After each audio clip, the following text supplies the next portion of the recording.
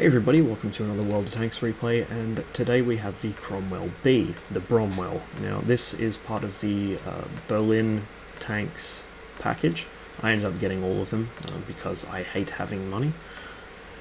Included in the pack are the Bromwell, the SU-122S, I think it is, or ISU-122S, the IS-2 Berlin, which is just an IS-2 pretty much, with the later type one-piece front plate, and Rudy, which is a special T-34 based on a Polish TV series from the 60s, Four Men and a Dog.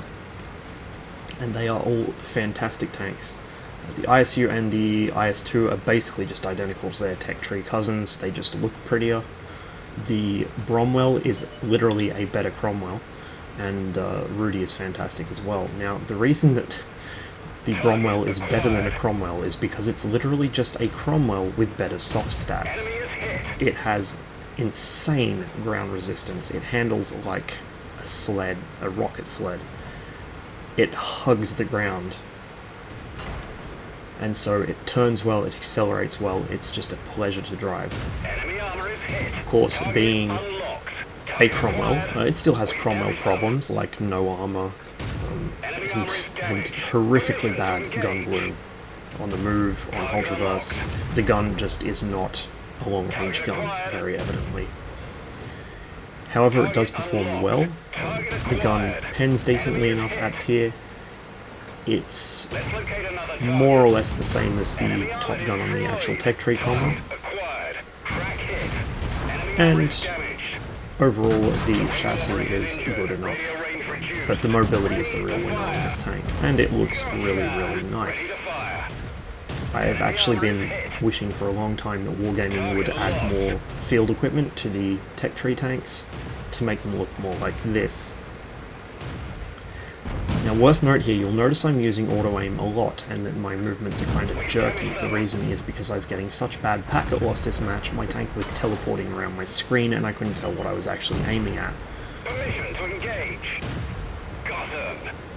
This was a problem that did not improve for the several hours I was playing the game.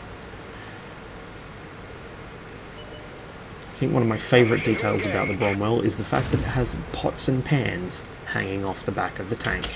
If you don't believe me, take a look yourselves, if it will let me zoom in, which it doesn't want to for some reason. There you go. It's really just a fantastic looking tank.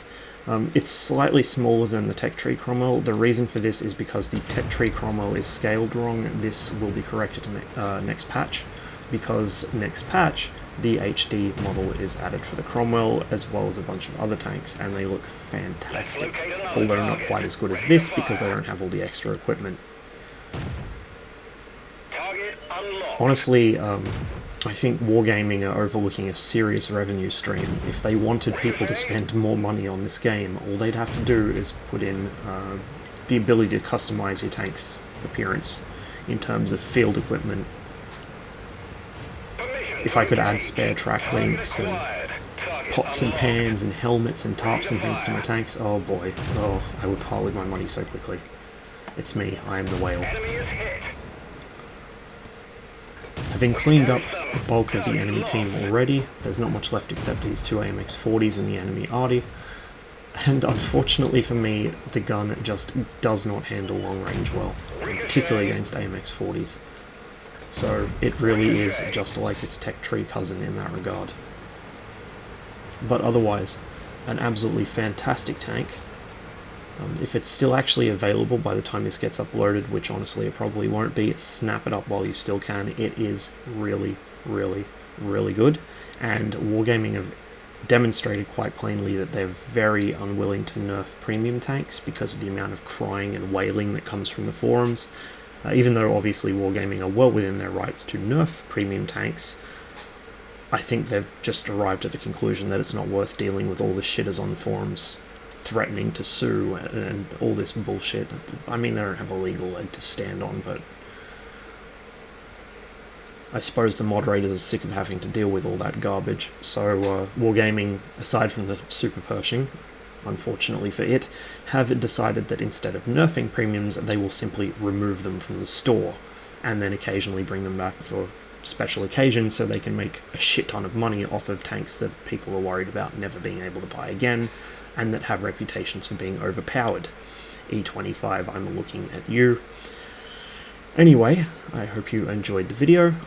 I should actually mention, since this match is on Corellia, with the next patch, unless they go back on it, Corellia is no longer going to be Corellia. It's going to be completely changed, because what's happening is Wargaming are draining, or partially draining, this swamp here on the southeast side of the map, and adding a second tier about halfway down the cliff here, with a path up it, an actual road, not just a, not just flat ground, but an actual road that runs along here.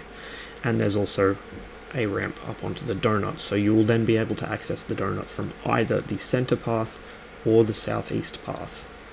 And it's going to completely change the way this map is played. It's no longer going to be recognizable. I mean, the donut is the defining feature of Corellia. It's where everything happens, and the map plays the way it does, specifically because of the existence of this spot that you can only get to through one approach. So changing that is going to completely fuck everybody up, and it's probably going to take us a few weeks to adjust to it at the very least, or possibly longer, much like the changes to Muravanka, which I still haven't fully got my head around. What's more, they are removing Kamarin, which is really stupid because they've just finished reworking it for about the 5th time, and they are completely removing from the entire game client, which means also from Strongholds and Clan Wars, they're removing Northwest, which is odd because as much as I thought Northwest had balance issues and it wasn't really the most fun to play, there are much more offensive maps that are still in the game that Wargaming have never ever touched. And of course, need I mention Dragon Ridge, one of the better maps this game has ever had in it, which was removed long ago and hasn't been put back in. Primarily because pubbies are dipshits that don't know how to handle hills, and complained about it. But on the plus side, at least we have got Overlord now, which is definitely the best map in the game, except for maybe Steppes. I do like the city maps too. Not so much Himmelsdorf, because it's just, I'm sick of it, and it's not really as varied in terms of gameplay as some of the other maps. Ruinberg's pretty decent. Siegfried Line's okay, but they're also drastically changing that one for God knows what reason. Those two and Overlord and Steppes actually are really the only maps in this game I think I like. So there you go. New Muravanka is not really any better than old Muravanka. If anything, it's worse because it's not as predictable. But oh well, you win some, you lose some. Wargaming have got hundreds of maps that they've been working on over the years, and most of them will probably never see the light of day in the client. Oh, and I forgot to mention, Kharkov is a good map. Kharkov is a fucking fantastic map for medium tanks. So that's 5 maps that are actually good, and Dragon Ridge for a 6th, but that hasn't been in the game for years. Maybe one day we'll get it back. But in the meantime, Wargaming are also looking at putting garage battles in, so that's something, I guess. I may as well use this to kind of talk about the overall state of things at the moment. NA West is NA West. If anything, it's getting worse. I mean, this was a 5 times event, and Quint events are always hideously bad, because you get people who haven't played the game for ages coming on to suicide all their tanks for easy XP, or quick experience, as the pubbies call it. And you also have people that are just botting.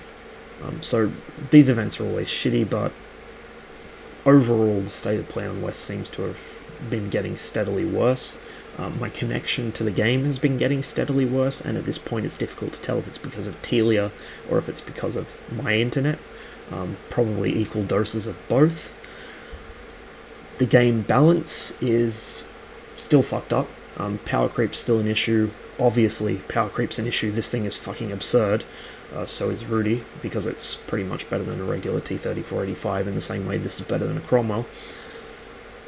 And to compound the issue, Wargaming recently, I think it might have been in 9.7 test or 9.6 test, I think it was 9.7, were threatening to reduce the pen across the board of all tier 10 APCR rounds on mediums, only on mediums, because no doubt the worthless degenerates that play heavy tanks in this game were complaining that the mediums were beating up on them because heavy tank drivers are just the absolute worst. The worst. Suicide light tank drivers are better than heavy tank drivers. Anyway, that didn't end up going through, probably because the medium tanks all got outraged, as they rightly should have been. Power creep is one thing, but nerfing mediums while leaving heavies alone is another. This time around, it looks like they're trying to nerf the Wheezy 120, which, to be honest, is probably needed. The 120 is a bit too strong, and its gun is just fantastic. The lack of gun depression usually isn't an issue if you know what you're doing, and it has pretty decent pen. It's less than the L7 variants, but it's still good. Now, that's getting its AP round nerfed to 220mm pen, which is about on par with the E50 and the Patton from memory. And its gold round is getting slightly nerfed, I think to like 315mm of penetration or something. But the problem is this has a knock-on effect, which is that the 113, the Chinese tier 10 heavy, uses the same gun as the Wheezy 120, which means that the already not very popular 113, which people generally regard as the worst tier 10 heavy, now has a gun that is worse in most regards than a lot of the tier 9 mediums, and in some regards is worse than tier 8 mediums. A lot of the tier 8s actually have more than 220mm of pen, so that's a big problem, and I doubt the 113 drivers will be very happy with it. The other problem is a couple of the other mediums are getting nerfed. I think they were looking at nerfing the E50M's pen from 270 to 200 and... it was 220 or something like that.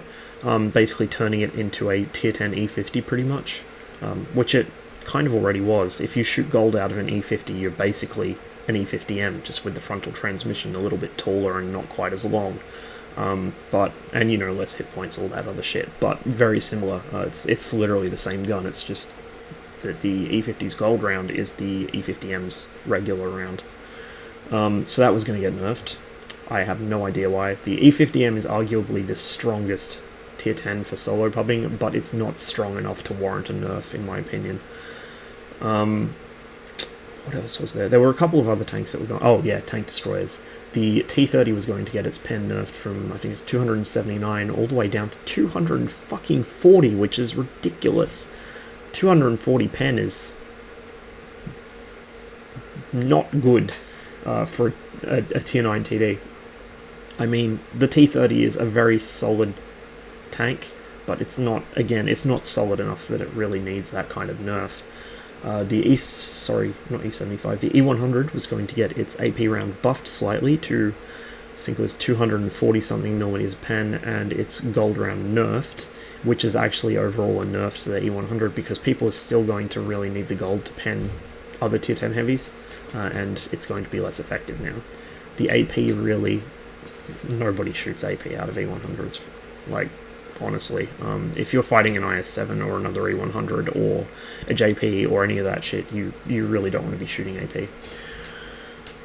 There were a couple of other changes, I can't remember off the top of my head. I think one of the other tier 10 TDs, it might have been the, or maybe the tier 9s, maybe it was the 704 or something, but one of the other high pen, high alpha TDs was getting nerfed as well. A pen nerf. And to be honest, I think actually maybe in the JP100, but to be honest, these are not necessary. None of these should be carried across to the live server. If they're going to nerf things at all, they should be looking at, first of all, instead of nerfing things, they should look at stopping power creep from actually happening as they add new stuff. It's still going. The AMX30 has completely relegated the Leopard to being obsolete. If the STB hadn't already done it, the AMX30 sure as fuck has now. And so, you know, they're adding tanks that are more and more powerful all the time, and yet they're trying to nerf tanks that have been in the game for a long time that don't really need nerfs that badly. And what does that solve? Nothing. It just fucks over the people who've had these tanks for ages and encourages people to free XP to the new hotness, which I'm sure is actually what Wargaming are trying to do. At any rate, game balance situation still fucked up, but at least it's still not War Thunder, so there is that. I think Gaijin have given up on trying to balance War Thunder at this point, if they even tried in the first place, but I mean, it's really not a good situation. I think Wargaming sooner or later are going to have to stop adding shit to the game, just stop adding shit for like a year and unfuck what they've already got, because some of the original tanks that were in the game, most notably the IS-7 and the Mouse, are very sorely lacking. The IS-7 still has its armor at least, but you know, a lot of tanks that relied on armor can't rely on it anymore, and a lot of tanks that had very good guns back in the day now can't even pen tanks that are lower tier than them, while they get turned into cheese graters by tanks 2 tiers below them. It's really just fucked up, and they need to take a year or so and start doing something about it. But they need to do something about it evenly. They can't just play pick and choose and nerf the old tanks and still keep adding these new, better than ever, especially with the, I think there is some merit to the idea of nerfing tier 10 mediums guns and maybe tier 9 mediums, but not nearly as much as they've been looking at. And it should also be accompanied by nerfs to heavies, I think.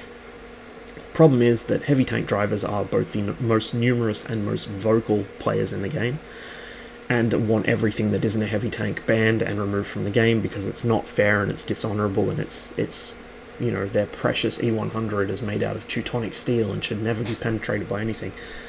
Give them long enough and they'll start asking for other heavy tanks to be removed from the game as well. But that's just my personal dislike of the people that play heavies. At any rate, I hope you enjoyed this video and my incoherent ranting. Like I said, I can't recommend the Bromwell enough. It is a fabulous tank and probably never going to get nerfed.